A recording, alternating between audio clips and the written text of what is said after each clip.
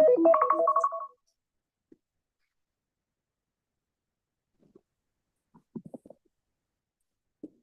gonna use my headphones today.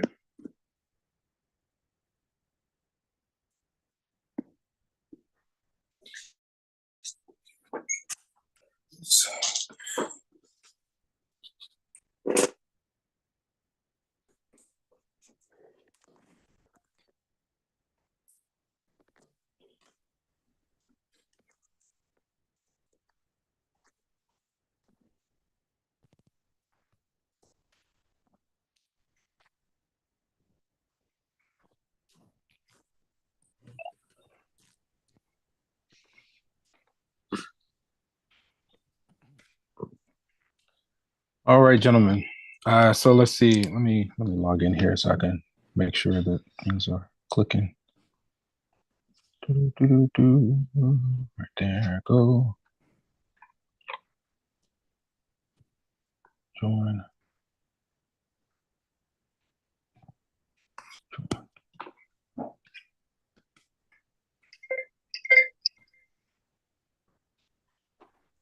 All right, testing. Yeah. All right, gentlemen.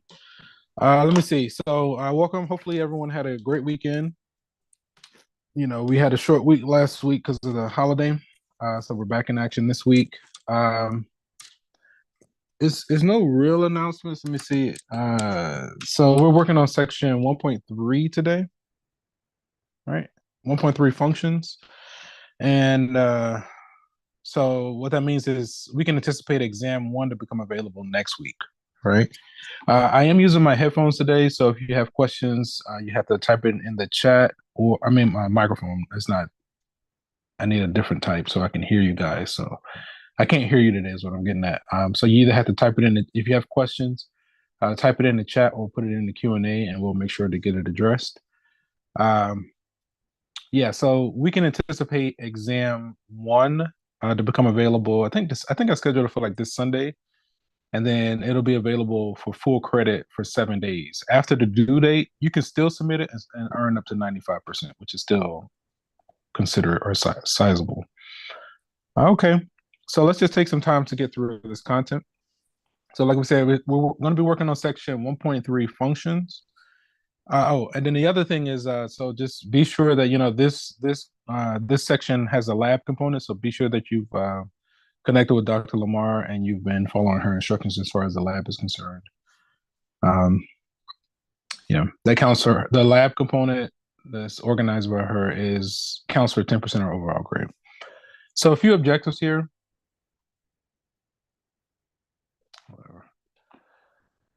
One, use functional notation and find function values. 2, find the domain of a function. 3, identify the graph of a function. 4, get information about a function from its graph. And then 5, solve applied problems by using functions. Okay. A special relationship such as y equals 10x, in which to each element x and one set of the corresponds a unique element y and another set is called a function. So what this is just saying is basically you have one set of inputs values, which is usually your domain, and then you pass it through the function. The function takes those inputs and correlates them to an output. Your set of outputs is going to be called your range. Y is sometimes referred to as your dependent variable, and X is the independent variable. All right. So again, we have a set of inputs with our domain. We pass it through the function and it generates a set of outputs, a set of corresponding outputs for each input. A function from a set X to a set Y is a relation where every element of X corresponds to one and only one element of Y. The set X is the domain of the function. The set of those elements of Y that correspond or are assigned to the elements of X is the range of the function. Okay, that's fine.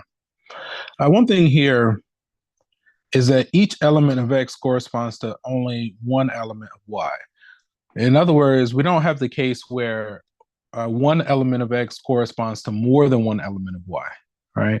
If one X corresponds to more than one element of Y, those points are going to be stacked on top of each other, and we consider that to be not a function, right?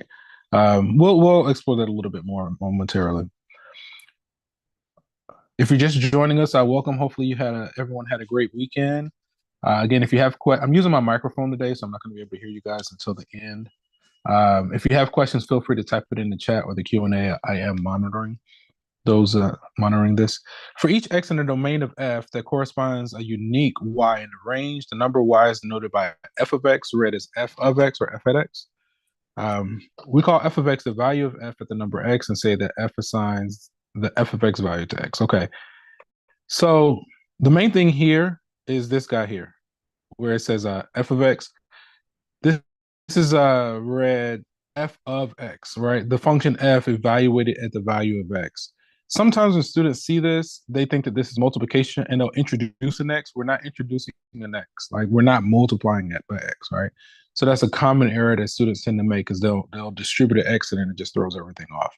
So again, here we're not multiplying by x. This means the function f evaluated at a given value of x, right?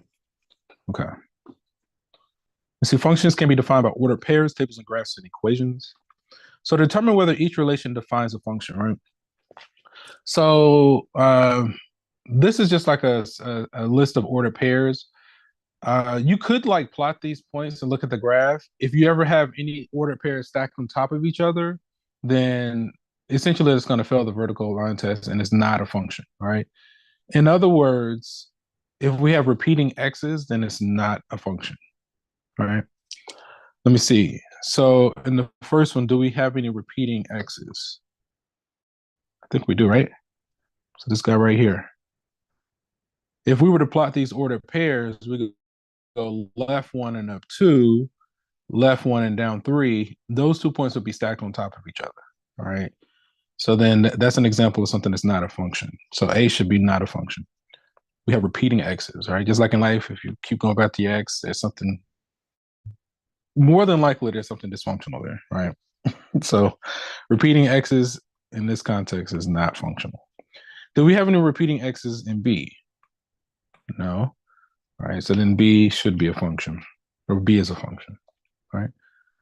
Oh, did it say anything? Okay, didn't say that, but that's fine.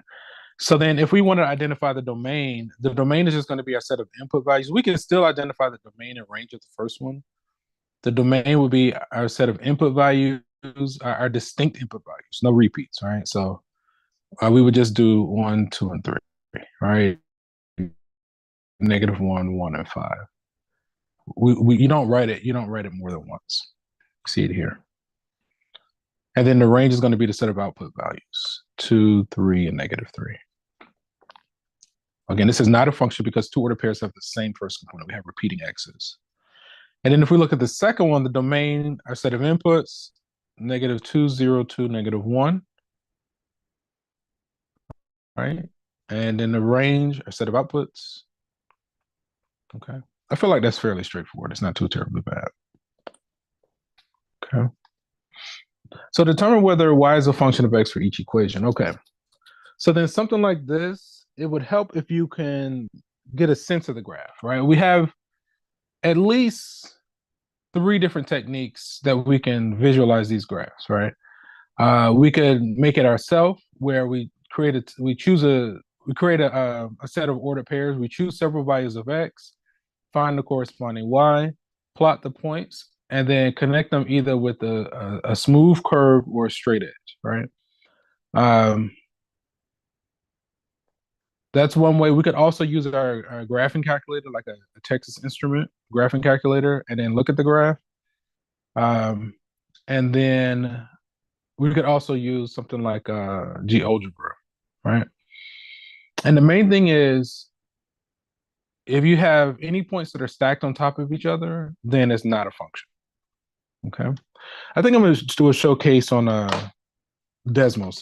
Desmos and GeoGebra are basically the same thing, like free virtual graphing calculators. Let's use Desmos. I'm just doing Desmos because a lot of students like to use it. Okay, so when you just go to desmos.com, it shows up like this. I'm going to click on Open Graphing Calculator. And I'm going to just type the first one as I see it and see what happens, all right? I guess I need my keyboard.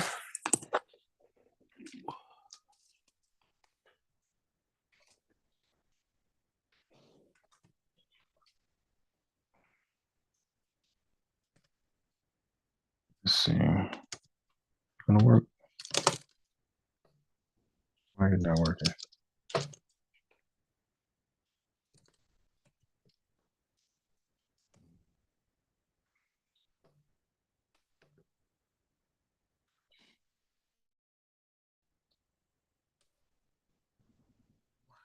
See if I can get this to work.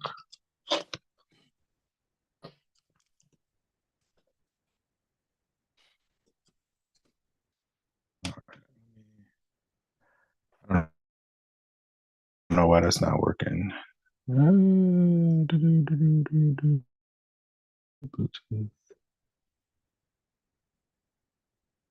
Come on, give me a moment.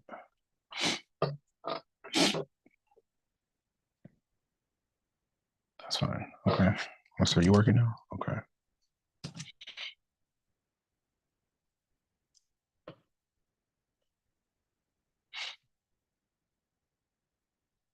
Oh, okay. Share screen. Start the broadcast. Okay. So yeah, let's try Desmos again. Let's see if this works now. Okay, so we got 6x squared minus x. I'm gonna just type it as I say it equals 12.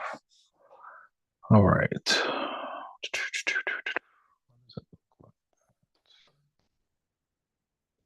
As if we subtract that, do we need to zoom out?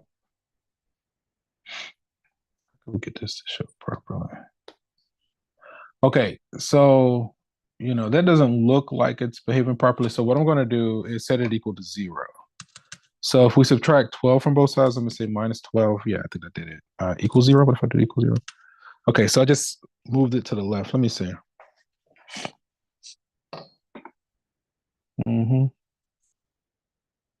Let me try something else. What if I just did the first part?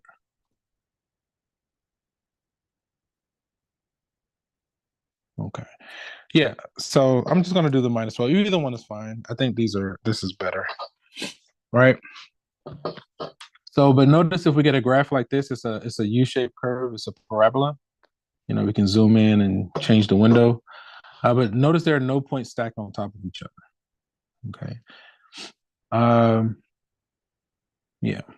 So I mean, we'll go with that. Let me. So then, okay. So I've been avoiding it, but I'll just say it. So this is an example of something that what we call passes the vertical line test. So in other words, no matter where we draw a vertical line through this image, it touches the image once, right? So that means it passes the vertical line test. That means it's a function. Let's try the second one.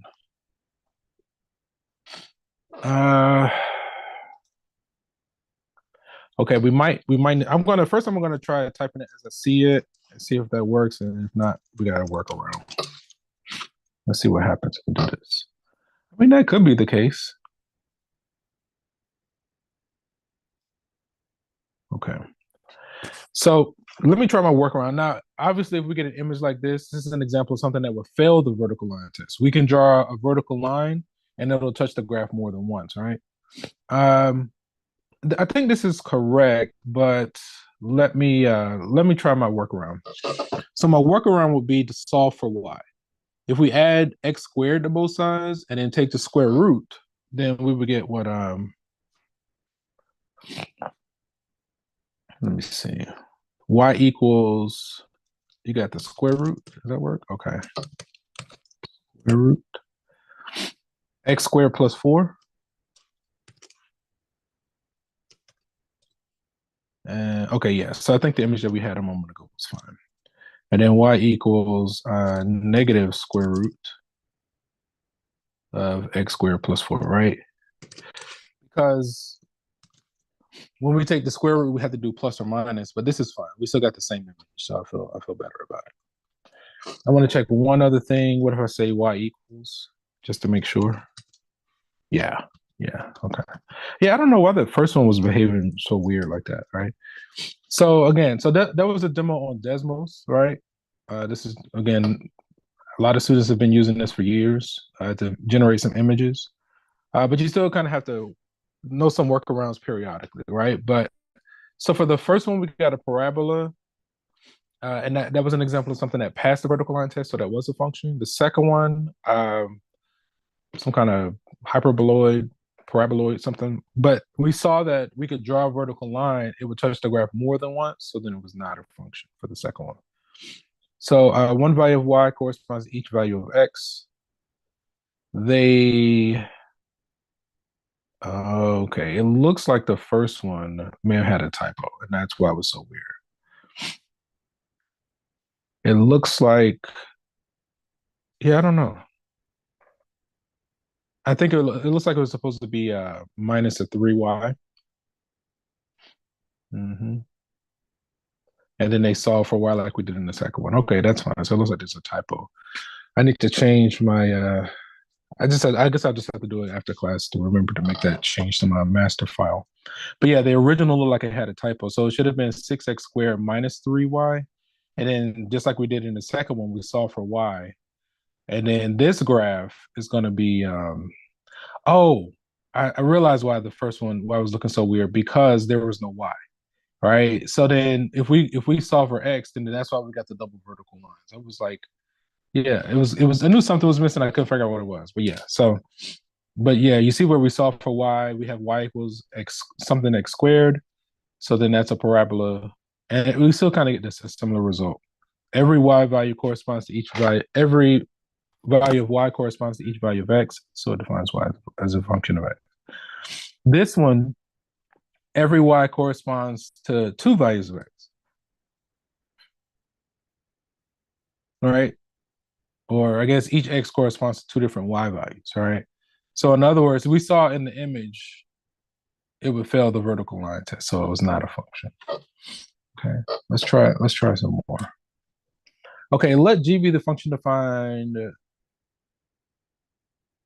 Why does it look like that? This thing is full of typos. I mean, this is fine, but if you're going to say that it's the function g, you would write it as, and this is okay, but you would say g of x equals this guy here, and that's fine. Evaluate each function value. Okay, so we're basically plugging these values into the function. I'll write out the first one. Yeah, these sniffles like literally just started when I started talking. It has not been like this, but then the weather's changing, you know. So who knows? Okay, so let me see. We got this g of 3. So we got x squared minus 6x plus 8. Okay. So just take a moment and see, can you generate those results just to make sure that you know how to do these. I'll give you like, I don't know, take like 1 to 2 minutes. Let's do 2 minutes. Siri, set a timer for 2 minutes. You're not going to work. Hey, Google, set a timer for 2 minutes. All right, 2 minutes. Starting now. So yeah, just take a couple of minutes and give these a go. They shouldn't be too terribly bad. And then we can compare and contrast at the end. And you just want to be sure that you can generate these results. Okay. Just take a moment. Let me see if I can get this to work. Let me see. No copyright. Background music. Let's do study. All right, let's see if we can get this to work. No.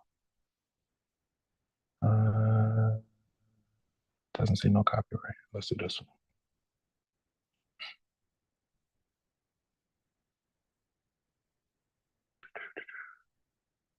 Nope.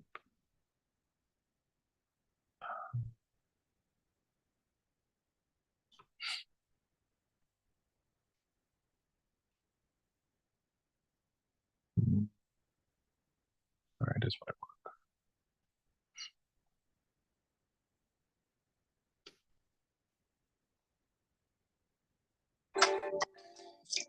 I mean, that kind of works. I'm not even feeling that. switch it out. So I'm just letting the timer run. Just trying to kill a little bit of time. And let's go gaming instead of study. Other internet users also stated that they saw something similar that same night. However, Oh, in no. different locations. I saw Sunday in here in Portugal near Porto. Switch All right. Hey, Google, stop. Okay, so I gave you a little bit of time. Hopefully you gave these a try, and you were able to generate some results. So, hey, Google, stop. All right. So what I'm going to do now, again, you can do it manually, right? That takes effort. It's not as straightforward. And the biggest challenge with these is like getting your parentheses correct, right? Because if you don't do the parentheses properly, and do your order of operation, PEMDAS, please excuse my dear Aunt Sally's. If you don't do that properly, you're not going to generate the proper result. So what I'm going to do, I have the other thing ready to go. I'm gonna test it out here. So I'm using a TI-83 Plus emulator. I'm going to go to my y equals. I'm going to put my function in. So we got x squared minus 6x plus 8, okay? And now I want to call on the function that I just typed in. So kind of to the right side of the calculator, kind of in the center, there's a button that says VARS. I'm going to click on that. I'm going to go to the right to go to y variables. I'm going to click on number 1 for function and number 1 again for y1. Calling on the function I just typed in. Okay, so then now when x is 3, let me see. 9 minus 18 is the negative 18. Looks like we should get negative 10. All right. When I did it just now on my mind, negative 10. Let's see. So the negative, when x is 3. Let me see. 9 minus 18 is negative 9. Yeah, that's right, negative 1. That's right. Moving too fast. See, this is, got it? Let me see. Last tool after erasing. Oh, okay, that's interesting. They always doing updates, right? So anyway, okay, so let's try the second one. That's going to be what? 4 plus 12 is 16. Is that 24? Let's see, 24. So now we're going to evaluate this one. X is what? Negative 2. So I'm just recalling the function I just typed in. I'm going to insert negative 2. And we got the same thing, right? So we got that result. I'm just highlighting my results. And then when x is a half, let me see, that's a quarter, that's 3, and that's 8, so that's 5, 5 and a quarter. So 21 over 4. I got 21 over 4.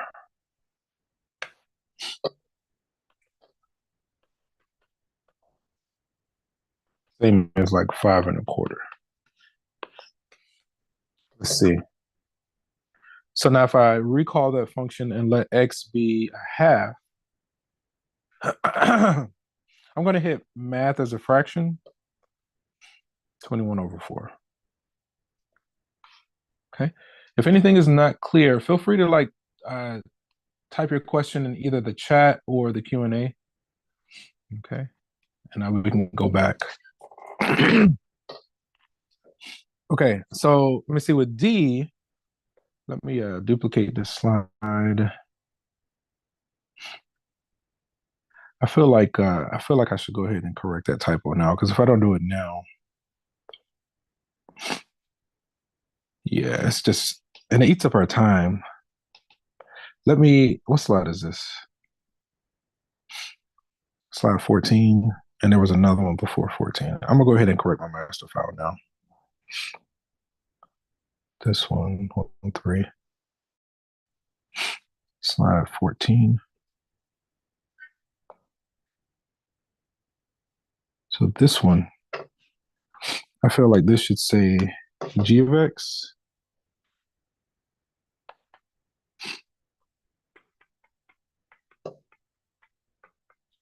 And the other one was this one. That was supposed to say minus 3y. 6x minus 3y equals 12. 6x squared. That's supposed to be a minus 3y.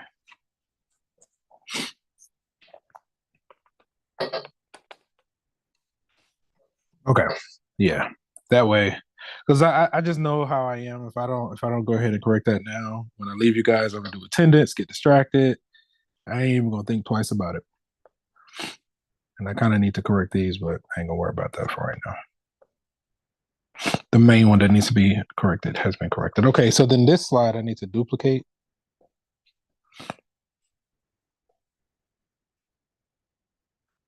And where'd it go? Right here. Let's clear the page. Okay, starting with D. So we're working on what? G of A plus 2.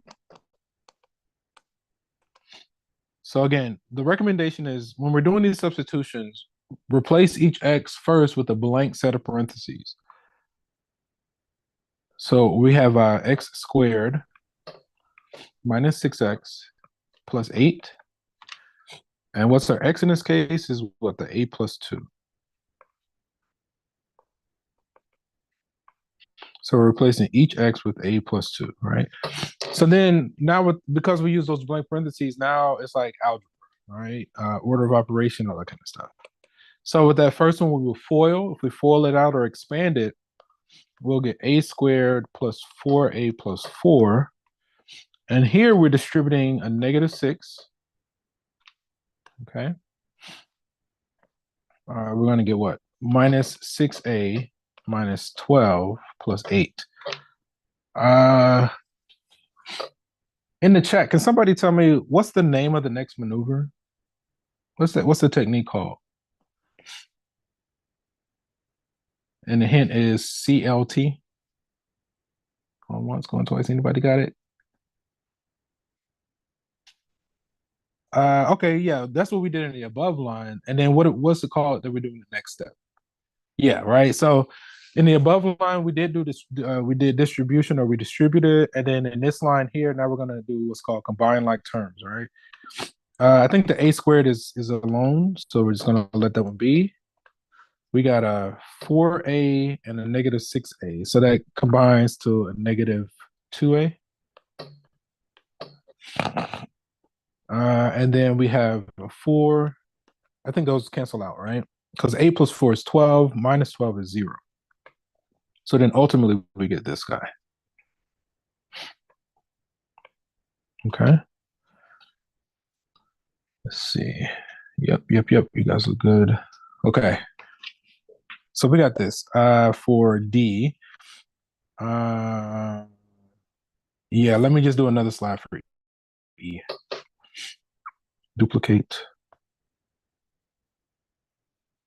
And clear the page. Okay. And let's just go ahead and do E. It's not too terribly bad. So we have G of X plus H. Oh, this comes in handy. Oh, man. Are we going to get a chance to get into that? We might. I think we will here. Yeah. So I'm kind of... This is linked to this concept called the difference quotient. It can get a little bit funky when you're doing the difference quotient. It's fun, but with a lot of these, you really have to like slow down, have good focus, write big and legible, and just take your time, right? If you're trying to rush, if you're trying to do too much in your head, if you're not neat and organized, it's really easy to like get lost and make a mistake, right? But yeah, difference quotient. It wouldn't hurt to just go ahead and, do a glance at what the difference quotient is, because that's going to be coming down the pipeline. Okay, so now we got our x squared minus 6x plus 8, right? And again, we're just replacing each x with x plus h. Okay. So also, gentlemen, as you're making your way through like the homework, if you're stuck, you can make use of the Ask My Instructor. It'll send me a screenshot of your very question, I could do dedicated video responses. It's basically just like this, just responding to your specific questions. I load them to my channel and send you the link. Okay. So from here, we're going to expand these guys. I'm going to give myself some space. So then x plus h squared. All right. So FOIL, you could write it side by side and do first, outer, inner, last. Ultimately, you'll get here 2xh plus h squared. Okay. Again, here I'm going to distribute. So minus 6x minus 6h and then plus 8. Okay. Are there any like terms to combine here? I don't think so. I think this is it. All right. So I'm just going to highlight it like this. Okay. All right. So I think we got these results. And we got these results as well. Okay. Man, this class goes so fast. Only 20 minutes left, right? 20 minutes. You can just chill. So agreement on domain. If the domain of a function that is defined by an equation is not explicitly specified, then we take a look at the domain of the function to be the largest set of real numbers that results in real numbers as outputs. Let me just see it. Let me see the domain. Oh, yeah. So if they don't specify the domain, then just take the largest set of real numbers that satisfies the domain, right? It's intuitive and it just kind of naturally flows when we're working through this. So, okay. So this one, we're asked to find the domain of each function, right? So there are, I want to say two main special cases when it comes to domain that we kind of encounter in this course. The first one in part A, that's like when we're working with a rational number, right? In the chat, can somebody tell me when we're working with fractions, what's the main thing that we cannot do when we're working with fractions? Like what real number is like you always have to be on the lookout for whenever we're working with fractions? And I'll give you a hint. It's something with the denominator. What? Yeah, right? 0, right? So yeah, when it comes to fractions or rational equations, we cannot divide by 0.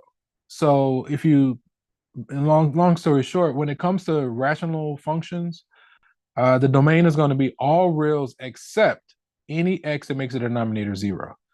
So if we can find that value of x that makes the denominator 0, then we have to throw it out. Otherwise, every other real number should work. Okay. So for part A, if we want to find the value of x that makes the denominator 0, we set the denominator equal to 0 and solve. All right. So then we'll say this 1 minus x squared, we're going to set it equal to 0 and solve. I'm going to clear my chat. Okay. Let me try this real quick. Where is it? This one. How can I do it? Let me see if I go here. Background music. I'm gonna go gaming this time because the other one was just too slow for me. I couldn't do it. We're gonna take a couple of minutes. Let me see. Shysta. It is acting up. Come on, go. All right, let's try this again. Let's do this one. Yeah. I think that means no copyright.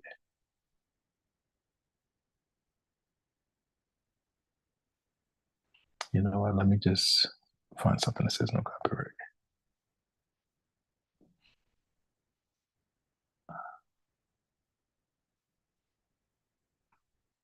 Got too much going on.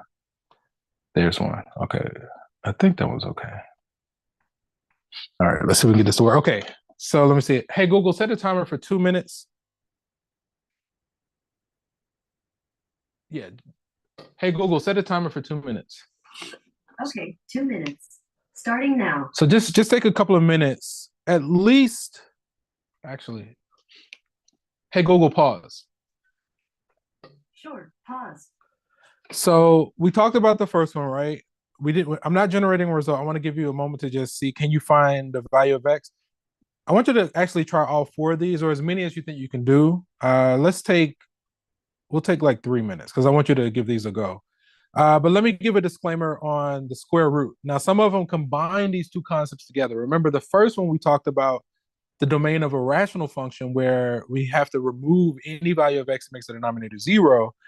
Let me just kind of just say it for square root function. What kind of numbers can we not take the square root of? All right, let me hop over here. What kind of numbers can we not take the square root of?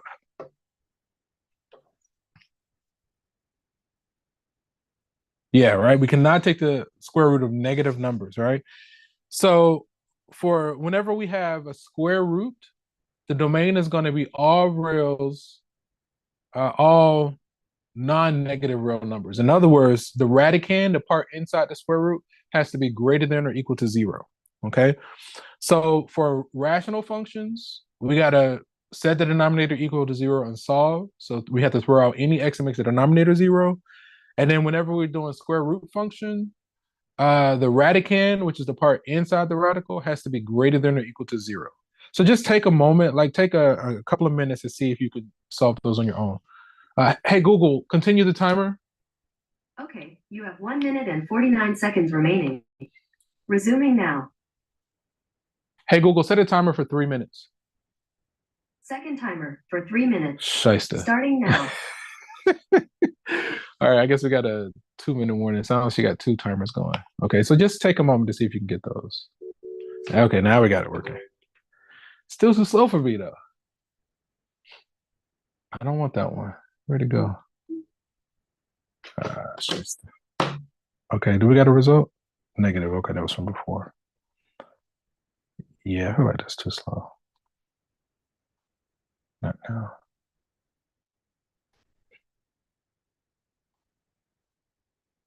Let's see this one. Okay, let's try this one. Hopefully it's a little bit more. All right, it'll work. It's still lower than I would like, but.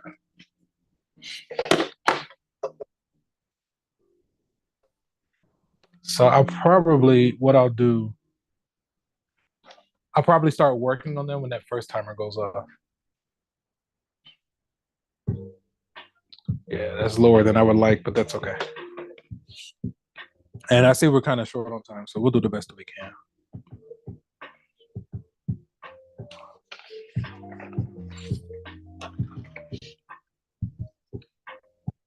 All right.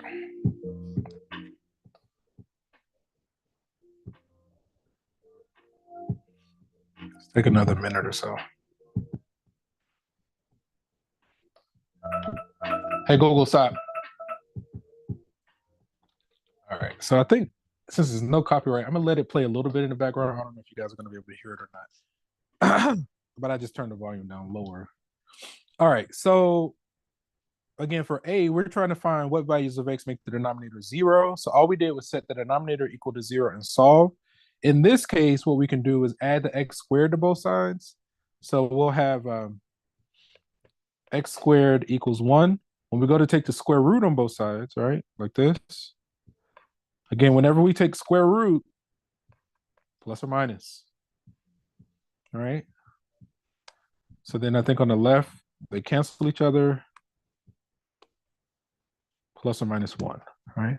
So if we let x be either 1 or negative 1, all right, then this is what we have to throw out. So long story short, for A, the domain is going to be all reals except, nice, except 1 or negative 1. So any other number other than 1 and negative 1, you can find the corresponding y values. Okay. I kind of like that. The no copyright in the background. Not too terribly distracting. Hey, Google, stop. I'm going to let it ride. Hopefully, just to add a little bit of something to the presentation. Okay. So now with B, we were saying that, anybody get some results on B? All right. You know, I'm just watching the chat, right? And, okay. So we said we can't take the square root of negative numbers. So we're trying to identify what values of x are in the domain here. So if we focus on the radical, the part inside the radicand has to be greater than or equal to 0, right? So then that's it, really. And then if we were writing this in interval notation, we're talking about all the numbers from 0 to positive infinity. Let me see. I thought 1 could not be left as 1 plus or minus 1 when it's in the radicand. Plus or minus 1. Square root of 1 is 1, right? So then it's left as plus or minus 1.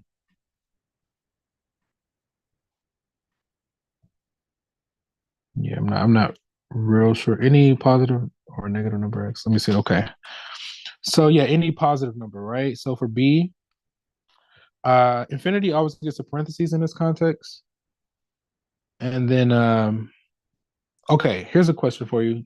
We're gonna take like, I know we're short on time. I keep wanting to ask these questions, but we don't have a lot of time. So in this case, in b, because it can be equal to 0, take a couple of seconds. Should the 0, if we're writing this in interval notation, should it get a square bracket or should it get a parentheses, right? Just take a moment in part B. Should we put a square bracket on the 0 or should we put a parentheses? Just take a moment. So about 5 more seconds. Okay, I see 1 vote for square. We're gonna jump on the bandwagon or challenge them, right? Okay. So yeah, it should be a square bracket, right? Because the square bracket means it can be equal to 0. Parentheses means it cannot be equal to that number. We get infinitesimally close to it, but parentheses means we can't use that number itself. So any number in this interval should work for B. Okay. I'm going to leave C and D as an exercise because we need to kind of wrap up. And those are more nuanced. You definitely want to take a look at those. Those are in my recordings. We do need to talk about this. Okay.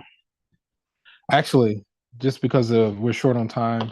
Oh, okay. So you definitely want to use my recordings on my YouTube channel. You definitely want to take a look at this. This one has a lot of nuances in it. Let me see. Let f of x be x squared given this domain is 10 in the range, right? So I'll go through these details in the recording. So you can pull it up. It should be the same example, and we take the time to go through those. And plus, you have it here typed out. I'm going to leave that for you.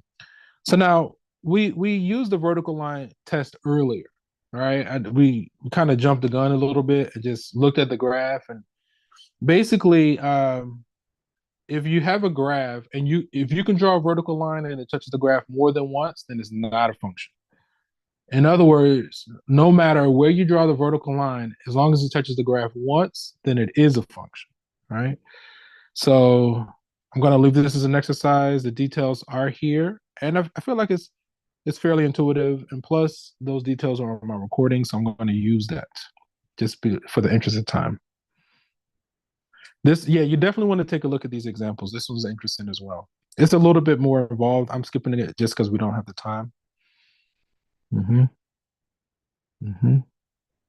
That's fine. And then this is just like an example on the content that we kind of were talking about today and on like how it can be used. Okay. All right. Okay. Well, so we have like a little over a minute left on the clock. I'm going to go ahead and remove my microphone. Are there any burning questions before we go our separate ways? All right. Let me at least go ahead and make a copy of this available for you all. If I send it to box, I need to log in or something. I hope not. All right, I'll share it in just a moment because I'm gonna have to log in. Okay, so if there aren't any burning questions, we're actually gonna go ahead and end the session here. Let me see. So on Wednesday, what we'll do, we'll take some time to go through as much of the homework together as we can. If you're having challenges with any of the homework, Wednesday's a great time. We can work on it together during class. Otherwise, I'll go through as many of the corresponding homework questions together as we can. And maybe depending on how much time we have and how well we do, we can do 1.2 and 1.3. And then also for next week, we're anticipating exam 1.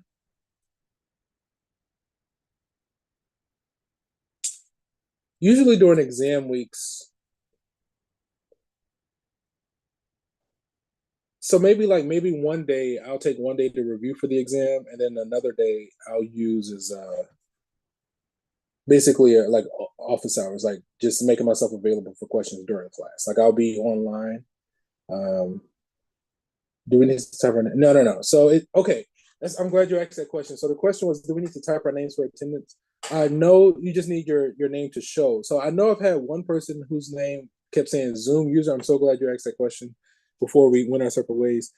Make sure that your Zoom username is your student name, right? Because basically, what this does, it records when you all show up, when you log in, and then when you leave. And so if it's not showing your student name, I'm not going to know who you are, right? So as long as you're showing your student name, you're good to go. But if it says something like Zoom user, I know I've had at least like one person, I think it's in the class, that's been using the Zoom user, and I have no idea who you are, right? So, okay. Aside from that, if there aren't any burning questions, we're going to go ahead and end the session here.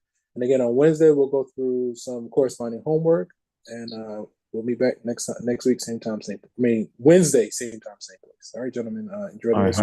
I have a question for after everybody leaves up for you. Does it need to be like private? Do I need to stop the stream?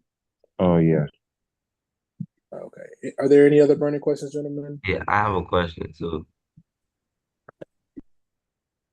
Can you hear me? Yeah. Okay, yeah, sorry.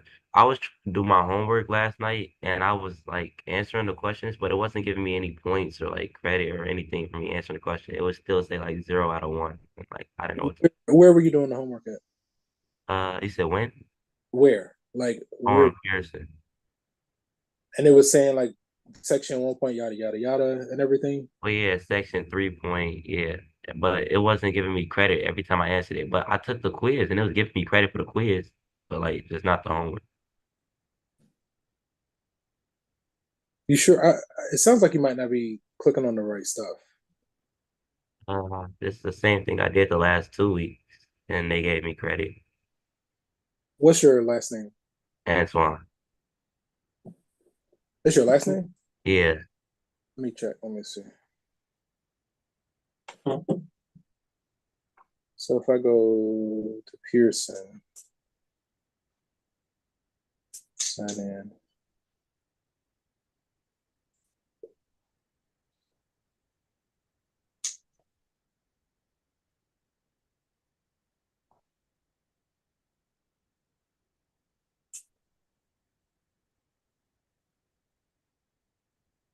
Gradebook by student.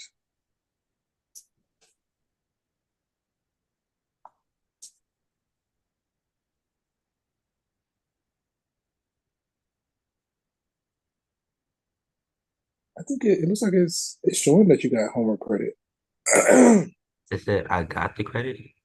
No. It says 36 minutes review. Yeah, okay. So 1.1 is showing you got credit, but 1.2 did you hit like save and submit or anything?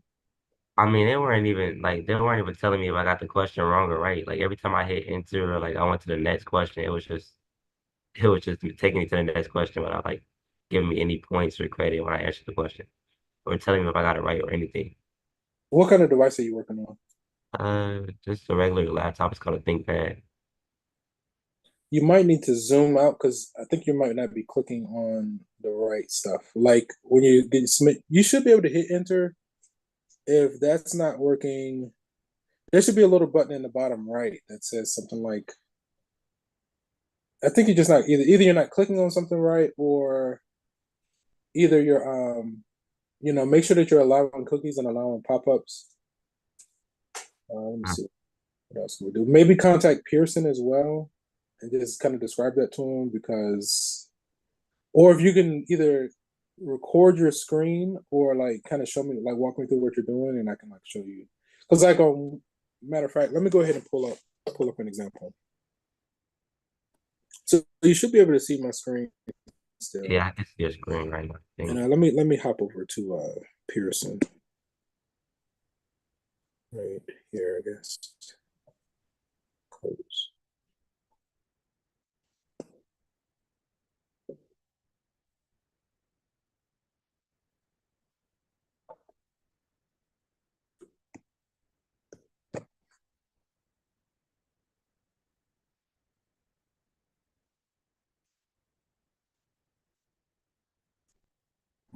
here. Just...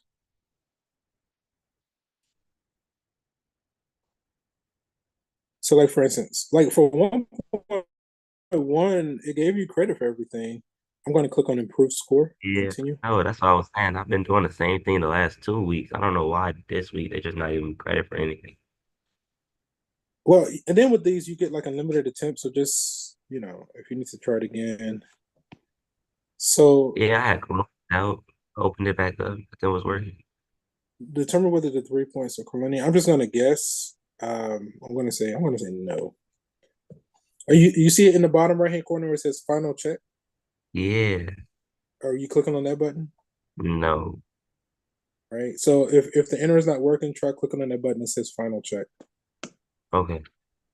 Okay. And this little window should pop up that says like well done or whether it's correct. Yeah, that's what wasn't popping up. That's why I was like, I didn't know what to do. Okay. So you might have to zoom out, like change your zoom setting because it might be zoomed improperly, and that's why you're not seeing it. Enter should work, but if it's not, that button on the bottom right is what you're looking for. All right.